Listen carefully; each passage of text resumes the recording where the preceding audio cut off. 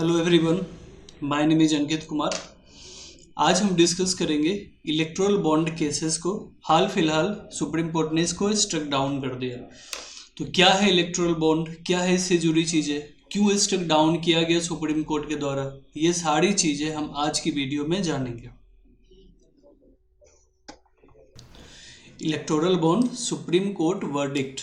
अब हम देखेंगे कि सुप्रीम कोर्ट ने क्या कहा है।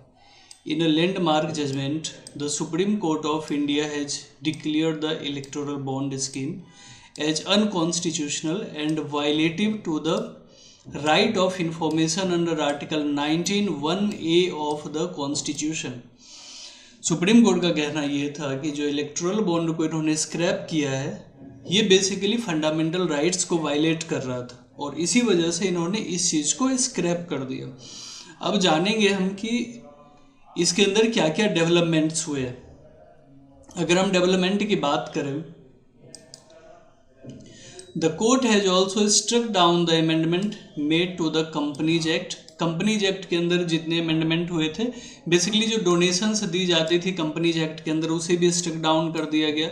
The income tax act and the representation of peoples act that enable the scheme, इन सब को कंबाइंडली स्ट्रक डाउन किया गया।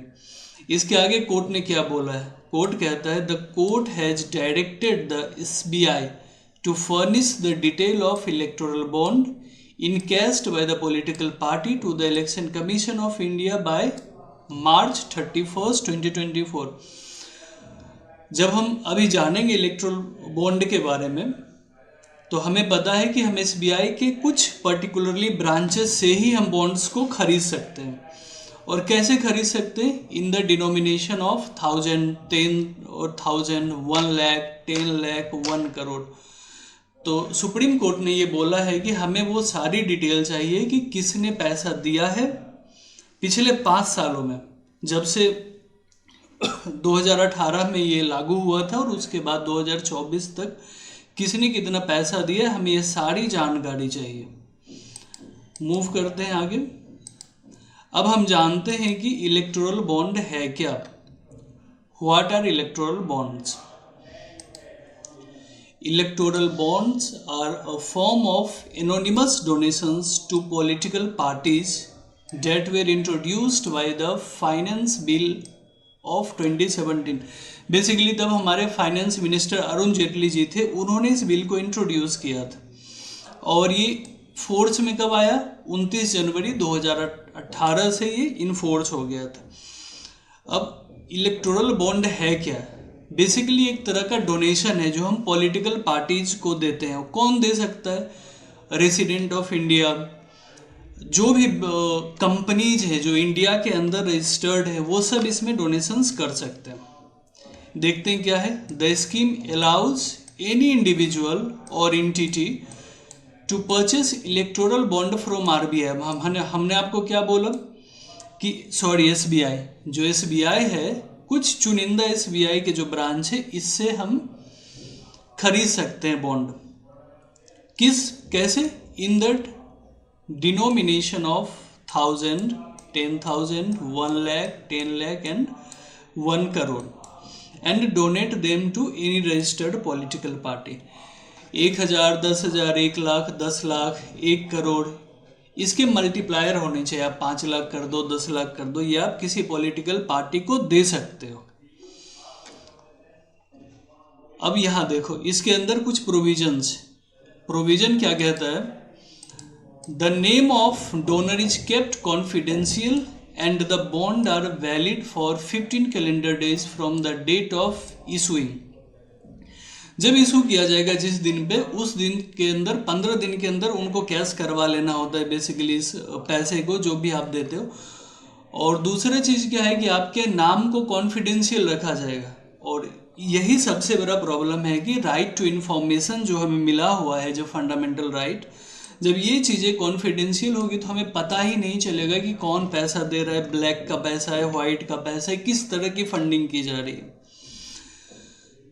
अब सवाल यहाँ है कि कौन सी पॉलिटिकल पार्टीज के लिए क्या क्राइटेरिया है कि वो फंड ले सकते हैं पब्लिक से। इलेक्टोरल बॉन्ड के थ्रू उनको फंड दिया जा सकता है, तो उसके लिए भी कुछ ना कुछ क्राइटेरिया डिस्क्राइब्ड होना चाहिए। तो ये कहता है कि those political party that secure not less than 1% of votes polled in the last general election of the House of the People और द स्टेट लेजिस्लेटिव असेंबली। ये क्या कह रहा है, कोई भी पॉलिटिकल पार्टी अगर उसको फंडिंग चाहिए बॉन्ड के थ्रू, तो उसको मिनिमम 1% वोट शेयर होना चाहिए, 1% वोट शेयरिंग उसकी होनी चाहिए। किसमें? आइदर लोकसभा के इलेक्शन में या जो स्टेट लेजिस्लेटिव असेंबली का इलेक्शन होता है उसके अंदर। आगे देखते हैं ये किस बारे में बात करता है। अब देखो, what is the Supreme court ruling on electoral bond scheme. Supreme court का रूलिंग क्या है, क्या जजमेंट दिया है सुप्रीम कोर्ट ने, बेसिकली हम उसके बारे में बात करेंगे। यहाँ पे स्टेटमेंट कहता है the Supreme Court declared the electoral bond scheme and the amendment made by the financial act of 2017, the representation of peoples Act 1951 and income tax 1961, Companies Act 2013, इन सब को अनकॉन्स्टिट्यूशनल करार दिया गया है। अब इस एक्ट को नहीं दिया गया है, जो इलेक्टोरल बॉन्ड स्कीम जो इनके थ्रू चलाई जाती थी इनको अनकॉन्स्टिट्यूशनल किया गया। क्यों किया गया? अब देखो, पीआरए एक्ट के अंदर ही बेसिकली हम ये देखते हैं ना कि 1% जो वोट शेयरिंग थी कि नहीं थी, टैक्स से एग्जिम्प्टेड होते थे, तो इसीलिए इनकम टैक्स एक्ट 1961 की बात की गई। कंपनीज एक्ट की बात इसलिए की गई क्योंकि बड़े बड़े जो कंपनी है, जो बड़े कॉरपोरेट है, वो भी तो डोनेट करते हैं, और यही सबसे बड़ा प्रॉब्लम था। तो क्या कहता है ये देखो, आप देख सकते हो यहाँ पे, ये हमारे चीफ जस्टिस ऑफ इंडिया है, ये 50वें नंबर के हमारे चीफ जस्टिस ऑफ इंडिया है। अब हम बात करेंगे कि वो कौन कौन सी चीजें थी जिसकी वजह से इलेक्टोरल बॉन्ड अनकॉन्स्टिट्यूशनल हो गया। Why the electoral bond unconstitutional? अब सिंपल है कि कोर्ट ने जब किया है, हमने इससे पहले भी पढ़ा है फंडामेंटल राइट्स के बारे में, तो the court has held that the scheme is unconstitutional because of first it violates the right to information. अब राइट टू इंफॉर्मेशन कहाँ पे मेंशन है? A fundamental right under article 19(1)(a। अगर हम पीछे देखें, केशवानंद भारती केस को याद करें, तो उन्होंने एक स्टेटमेंट, उसमें जजमेंट आया था, और वो जजमेंट ये था कि कोई भी जो लॉ बने, एक्ट बने, अगर वो फंडामेंटल राइट्स को वायलेट करता है तो उसे स्ट्रक डाउन कर दिया जाएगा, वो नल एंड वाइड हो जाएगा। तो यही बैकग्राउंड है कि इसकी वजह से, चूंकि यहाँ पे फंडामेंटल राइट्स जो हमारा है, राइट टू इंफॉर्मेशन, ये वायलेट हो रहा था। सेकेंड क्या है? It violate the principle of equality. अब ये देखो, ये सबसे बड़ा प्रॉब्लम था, और सबसे बड़ा प्रॉब्लम क्यों था? अप्रॉक्स 52% ऑफ जो फंड शेयरिंग था इलेक्टोरल बॉन्ड के थ्रू, वो ओनली भारतीय जनता पार्टी को मिला था। इसीलिए बीजेपी के अलावा जितने भी ओपोजिशन के थे पॉलिटिकल पार्टी, सब ने बोला था कि ये कैसे पॉसिबल है कि एक ही पार्टी को इतना ज़्यादा डोनेशन मिल रहा है और डोनेट करने वाले लोगों का नाम सामने नहीं आ रहा है। तो ये बहुत एक सोचने का विषय बन गया था। Next, it violate the constitutional scheme of electoral reform. अब ऑब्वियसली जब हमें नाम नहीं पता चलेगा तो ट्रांसपेरेंसी बिल्कुल बचे ही नहीं। तो इलेक्टोरल रिफॉर्म का जो मतलब, कोई भी रिफॉर्म का क्या मतलब होता है कि हम उसमें बदलाव करते हैं, कुछ अच्छे बदलाव करते हैं। लेकिन यहाँ से क्या हो रहा है, एक हेजीमनी हो रही है कि एक पॉलिटिकल पार्टी सिर्फ और सिर्फ कंटिन्यू फंड इकट्ठा कर रही है, बाकियों को कुछ मिल नहीं रहा है। तो इन चीज़ों की वजह से ये अनकॉन्स्टिट्यूशनल करार दिया गया।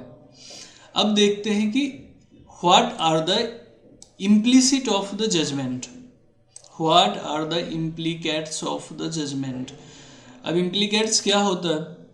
बेसिकली कि क्या इसका असर पड़ेगा हमारे सोसाइटी पे इस जजमेंट के बाद, ये यहाँ पे जानने की कोशिश कर रहे हैं।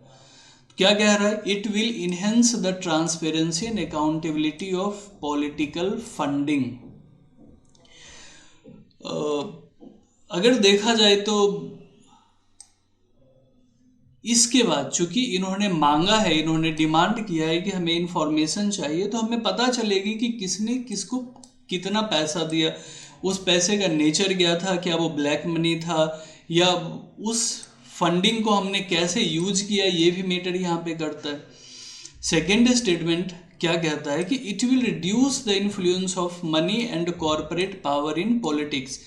अब हमने भी क्या देखा कि सबसे ज़्यादा फंडिंग जो बीजेपी को मिली, और कंपनीज एक्ट को हमने इसीलिए इससे बाहर किया ताकि जो ये कॉरपोरेट से ये फंड ना दे सके और इनको कोई एक्स्ट्रा प्रॉफिट ना दिया जाए रूलिंग पार्टी के द्वारा। एंड फाइनली क्या कहता है judgement, it will leave the playing field for all political party. ये कहता है किस चीज़ की बात कर रहा है, राइट टू इक्वालिटी की। ये कह रहा है सारे पॉलिटिकल पार्टी इक्वल है उस स्फेयर पे, तो इनके साथ भेदभाव नहीं होना चाहिए कि किसको पैसा ज़्यादा मिला किसको कम मिला। तो ये था आज का आपका टॉपिक। अब हम कुछ प्रैक्टिस क्वेश्चंस की बात करें जो मैं आपके लिए लेके आया हूँ। क्वेश्चन नंबर 1 है, right to privacy is protected under which article of the constitution? Article 15, article 19, 21 and 29। Right to privacy की बात की जा रही है, तो हमको पता है कि राइट टू प्राइवेसी एंड जो लिबर्टी है हमारा वो आर्टिकल 21 के अंदर मेंशन है। यही राइट टू इन्फॉर्मेशन की बात होती तो वो हमारा आर्टिकल 19(1) ये हो जाता। आर्टिकल 15 जो मेंशन किया गया है ये है कि डिस्क्रिमिनेशन नहीं होना चाहिए, और आर्टिकल 29 ये माइनॉरिटी रिलेटेड राइट है। अगले सवाल पे चलते हैं। ये आपका लास्ट सेशन, इस सेशन के लास्ट क्वेश्चन है। Right to privacy is protected as an intrinsic part of right to life and personal liberty. Which of the following in the Constitution of India correctly and appropriately imply the above sentence?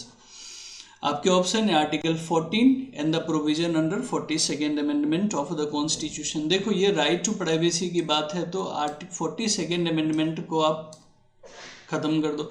Article 17 की जो बात की गई है ये abolition of untouchability की बात करता है।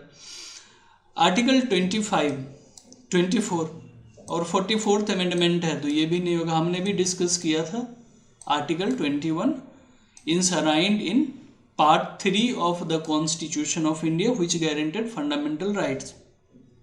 तो ये थे आज के आपके सेशन। आई होप आपको ये अच्छे लगे होंगे। तो मिलते हैं कल फिर एक हॉट टॉपिक के साथ। Thank you.